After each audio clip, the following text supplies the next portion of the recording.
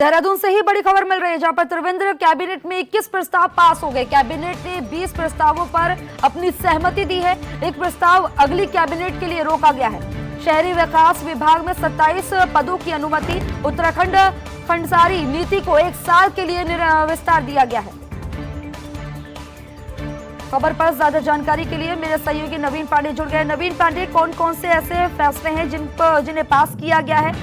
देखिए, आज कुल 21 बिंदु मंत्रिमंडल के पटल पे आया था, कैबिनेट में आया था, जिसमें से 20 बिंदुओं को पे जो है मोहर लगा दी गई है। एक बिंदु को निरस्त नहीं किया गया है, उसे रेफर कर दिया गया है, यानी अगले बैठक के लिए अगले जो कैबिनेट होगी। 2-3 महत्वपूर्ण फैसले हुए हैं। फैसला जो ये लिया गया है कि एक तो जो 10 सीटर गाड़ियां होती हैं, वो 10 सीटर गाड़ियों को जो है अब ऑनलाइन ग्रीन कार्ड बनाने की अनुमति मिल गई है। यानी कि जो 10 सीटर गाड़ियां होंगी, वो किसी भी तरीके की प्रदेश की गाड़ियां होंगी, वो कोई भी ऑनलाइन उसको करा के आ सकता है। दूसरा जो है एक परित्यक्ता मानसिक रोगी या निराश्रित करके भरण पोषण नियमावली है, उसमें जो है संशोधन किया गया है। उसको अब 48,000 रुपया वार्षिक के तहत जो है उसको राशि यानी उसकी बढ़ा दी गई है। दूसरी खंड जो उत्तराखंड के लिए बहुत महत्वपूर्ण मानी जाती है, खंडसारी नीति, उस खंडसारी नीति को भी जो है 1 साल के लिए आगे बढ़ा दिया गया है। इसके अलावा जो इम्पोर्टेंट और बिंदु आए हैं, उसमें उद्यान और खाद्य प्रसंस्करण की जो नियमावली है, उसके तहत पहले 20% लोगों का प्रमोशन दिया जाता था, जिसमें माली वगैरह होते थे। अब उसको जो है 25% कर दिया गया है। और सबसे इम्पोर्टेंट जो कैबिनेट ने फैसला लिया है, उसमें 2 महत्वपूर्ण बिंदु हैं। उसमें एक तो यह है कि प्रदेश के 5100 लोगों को, खासकर महिलाओं को, आज करवा चौथ का दिन है, तो 5100 लोगों को जो है कियोस्क बना के सरकार जो है अपनी तरफ से देगी। जैसे ठेला रेहड़ी ये सब लोग होते हैं, उसमें 40% सरकार की तरफ से होगा, 20% लाभार्थी का होगा। इस तरीके से उन्होंने वर्गीकृत किया है, उसका लंबा चौड़ा पूरा बनाया है उन्होंने।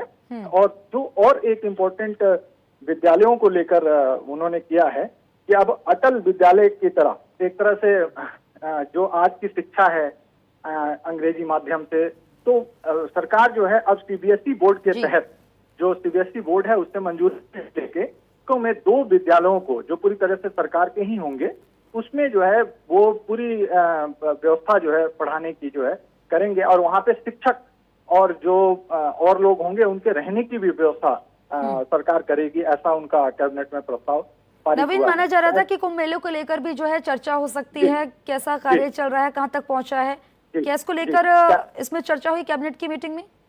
जी, कैबिनेट में तो इसका कोई प्रस्ताव नहीं आया, लेकिन एक बिंदु जरूर आया। जो शासकीय प्रवक्ता हैं कैबिनेट मंत्री मदन कौशिक, उनसे जब कुछ सवाल पूछे गए कि हरीश रावत और ये लोगों ने, कई विपक्ष ने आरोप लगाए हैं कि कैसे कुंभ होगा, तो उनका कहना है कि भव्य और दिव्य कुंभ होगा, हम उसमें कोई कमी नहीं कर रहे हैं। लेकिन क्योंकि इसमें अखाड़ा परिषद को निर्णय लेना है, तो अखाड़ा परिषद इस पर निर्णय लेगा कि किस तरीके से होना है, जिसके लिए दिसंबर लास्ट में और फरवरी में बैठक होगी। तो उनका कहना है कि इसमें कोई ढिलाई या किसी प्रकार की वो नहीं बरती जाएगी। और ये कुंभ को लेकर एक अहम बात सामने आई है। हालांकि उन्होंने जो है विपक्ष को लेकर, जो विपक्ष ने इन पे हमला किया सरकार पे कि कुंभ कैसे हो सकता है, ये सारी स्थितियां हैं, तो उसमें मदन कौशिक का कहना था, जो शासकीय प्रवक्ता है, कि वो बखूबी सब लोग जानते हैं कि किस तरीके से कुंभ होता है। ये राजनीतिक रूप से बातें पूछी जा रही हैं, तो उसको उन्होंने इस तरीके से करके टाल के आगे बढ़ने की कोशिश की। जी, नवीन पांडे, खबर पर तमाम जानकारी देने के लिए आपका बहुत बहुत शुक्रिया।